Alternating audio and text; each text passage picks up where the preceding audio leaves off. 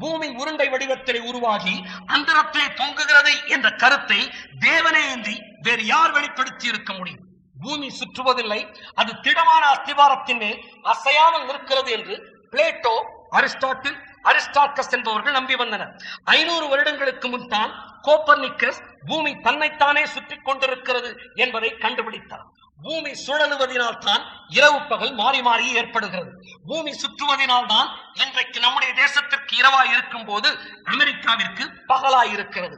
இந்த பூமி சுற்றுகிறது என்பதை கோப்பர்னிக்கஸ் 500 வருடங்களுக்கு முன் தான் கண்டுபிடித்தார். ஆனால் தேவன் நம்முடைய கரங்களில் கொடுத்திருக்கிற பரிசுத்த வேதாகமும் 10,000 வருடங்களுக்கு முன்பாகவே தெரிவித்திருக்கிறது பூமி சுற்றுகிறது என்பதை.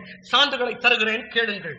பூமியை தேவன் சிருஷ்டித்த போதே அவர் பூமியை சுழல செய்திருக்கிறார். வெளிச்சத்தையும் இருளையும் தேவன் வெவ்வேறாக பிரித்தார் என்று பரிசுத்த வேதாகமத்தின் முதல் புத்தகத்தின் முதல் அதிகாரமே தெரிவிக்கிறது.